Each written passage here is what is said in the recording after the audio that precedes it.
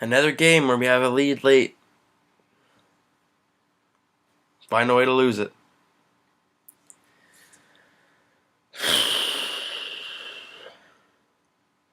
Apologize for the late upload, guys. It was a long day yesterday, so I decided, you know what, since there's an off day today, I'll just do it tomorrow morning. And here we are. Blue Jays lose 3-2 to the Cleveland Indians, and you know what? Another game where I have to say Cleveland's a team that just does not quit. They were down 2-1 in the 8th, and they just grinded. They had 2 out, nobody on. Lindor bounced it up the middle, and then I can speak for all Jays fans when we're not a huge fan of Jose Ramirez. Great player. Fantastic player. But really? You've hurt us 2 nights. Come on, man. It's tough. But you know what? Again, it's baseball. It happens. I just hope it doesn't happen anymore, because I'd be dying otherwise. But now the Jays are coming home. Now they're coming home to face the Angels and the Twins. So, last time the Jays faced the Twins earlier in the year, and we won 3 of 4 in Minnesota.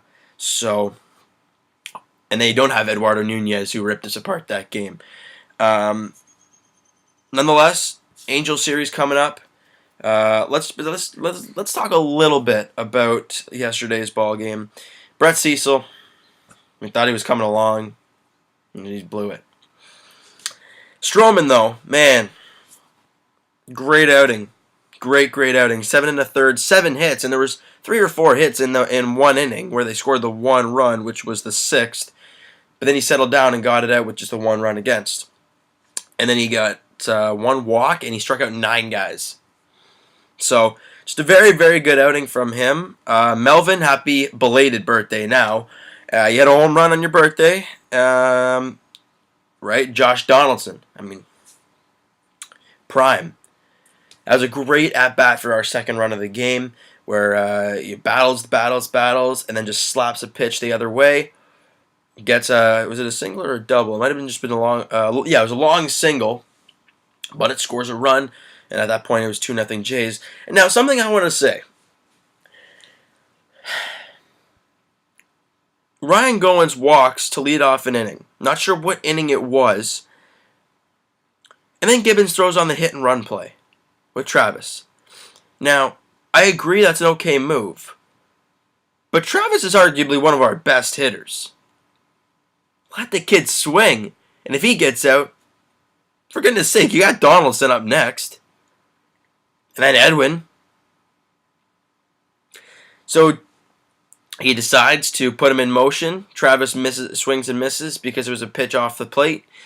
And then Goins gets thrown out. What happens the next pitch? Travis hits a double. Maybe you wouldn't have scored Goins on the double, but man, you would have helped it. That's just a play where I'm like, I just don't see why you do that. I just can't fathom it. Also, just a question for Cleveland fans. I know Ezekiel Carrera used to play for you guys. It was on and off for a few years. But why booing and, extra loud when he comes up to the plate and gets a strike called against him and things like that? Was there something wrong that happened over in Cleveland when he was there? Or is it just because it's a guy that was with your team and is now gone? I'm just curious because it's Ezekiel Carrera. I mean, I don't know. I'm just really curious about that. And speaking of Ryan Goins a little bit earlier, swinging the bat a little bit better, he and something that Ryan Goins did a lot last year that he was not doing this year when he was up with the big club was taking his walks. He was swinging at borderline pitches, just not being Ryan Goins like last year. Last year, Goins was just waiting for his pitch, and if he didn't get it, he's taking a walk. And today, he went 1 for 2 with 2 walks. His average when he came up here, I think it was like 176, something like that. 172 maybe. It's now 186 in a matter of like 2 or 3 games. So he's swinging the bat a little bit better. His OBP, I remember when both were under 200. Now his OBP is 231. So Goins is playing better baseball. And having him swing the bat at the bottom of the lineup, that'll be really nice to have. But you know what? I could make excuses about the why the Jays lost this series, but you know what? Cleveland outplayed us. Their bullpen was better. I mean, if I'm not mistaken, their bullpen didn't give up a run all series. Because Bauer went 8, and then their pitcher came out in the 9th. He didn't give up a run. Yes, we lit up the guy yesterday, Tomlin, but after he got after he gave up Edwin's bomb, nothing happened. And today, I mean, we gave Kluber a good run for his money, but that was it. I mean, we didn't. No, nothing against the pen. So Cleveland's bullpen, yeah, he shut us down. But there was a lot of times in this game where the Jays had opportunities but just couldn't cash in. I mean, they had bases loaded. They had, runners at first and second with less than 2 out. Things like that. But one play that really grinds my gears. Bases loaded. Mike Clevenger is called for a balk. Apparently not, because home plate called time. Now, I'm not sure what the rule is or if there's really any rule to it. But they showed a side angle where you could see both the home plate umpire and the third base ump, the guy who called the balk.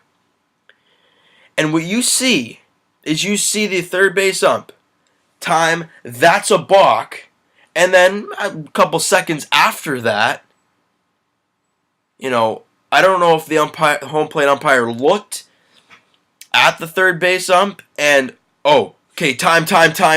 No, I called time. The play was live when the umpire called the balk, and then home plate called time. Not sure why you called that back. The play is live, nobody called time, and then the umpire called a balk, and then home plate called time. It would have been 3-0 Jays. We could have had a different situation. I'm just not sure really at all why you wouldn't call that. It just makes no sense to me whatsoever. If there's any comments about, oh, this happened, so, this is why it occurred. Maybe the Cleveland Sportscast said something that we don't know, but it seemed like, everyone was just saying, oh, the home plate umpire called time. Well, he did, but he called time after the balk was called. So that's the part I don't understand. I don't really know what the rule is, but that part made me mad. That part frustrated me. And we ended up scoring nothing in the inning, and Edwin strikes out to end that inning. That really, I think, was the turning point right there. I think that was it. It was frustrating. Yeah, it was. It's baseball, man. It happened in game 5. What was it? Game 6 of the ALDS last year. So, ball game over. Whatever. Let's move on. Good news: Jays have an off day today. So, Washington, the Nationals, play the Orioles. So, hey, come on, Nationals. They're a good team. They can beat them. Strasburg is going for the Nats, so that's good. Boston is playing Tampa. However, Price does not really fare well against his old team. Kind of makes sense because they know your tricks and all that kind of stuff.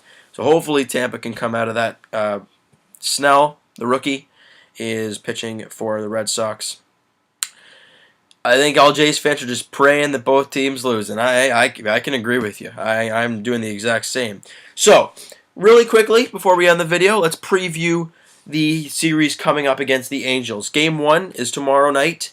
Tyler Skaggs, 1-2 with a 5.19 ERA versus R.A. Dickey. Okay. I don't know who's going to win that. I mean, we don't know from one day to the next how Dickey's going to be. He could be lights out that game, but he also could be really bad. Game 2, Mike Shoemaker. Hang on. I think it's Matt. Yeah, Matt Shoemaker. I don't know why I thought it was Mike for some reason. Versus Marco Estrada.